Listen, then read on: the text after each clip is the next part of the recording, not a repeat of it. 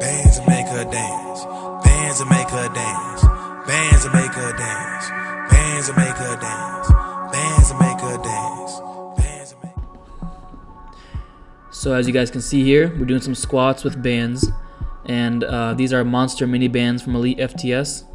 And I'm not quite sure how I feel about squatting in bands yet.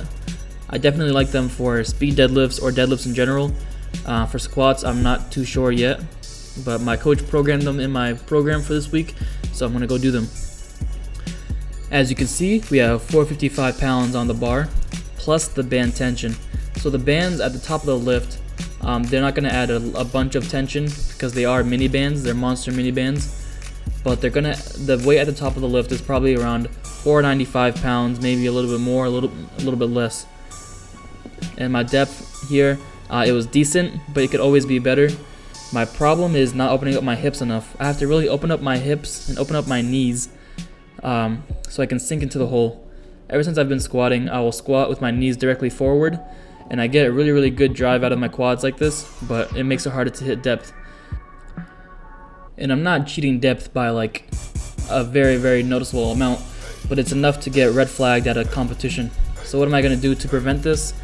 It's all about activating your glutes, right? And so for me to do this, I do some glute exercises before I squat now, and I'm still getting used to just opening up my hips. You know, my glutes are starting to get quote unquote, more active, whatever. They're waking up a little bit, but now it's just a matter of me having the motor pattern of opening up my hips on the bottom of the squat so I can correctly sink down, right? So that's going to be a work in progress. It's not going to happen overnight. For me personally, it's not as easy as it sounds just to open up your hips, because at the bottom of the lift, when my hips are open, I just lose all my power.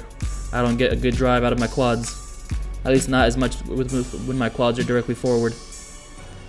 So I could also widen my stance a little bit because my mobility is not the best, so maybe a wider stance will be better for me also, like my coach suggested. Here I'm just doing some arched back good mornings. These are good for the hamstrings and good to help you develop an arch when you're like squatting or things like that. Sometimes when I'm squatting, my upper back will round, so that's a good way to teach yourself to keep a very hard arch always. Now here I'm doing some banded glute and ham raises. These are just the king of all hamstring exercises, especially if you are quote unquote quad dominant like I was. There was a point where my deadlift was just horrible, mostly due to hamstring weakness. And so this has put so much weight on my deadlift. This has just helped my deadlift skyrocket beyond what I thought was possible in a very short amount of time for me.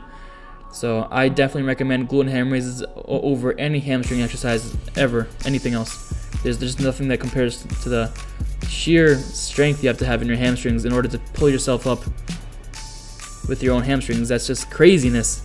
So I recommend those to everybody, especially if you're having trouble with your deadlifts. Try those out, maybe that's the key. And that's it, man. Peace.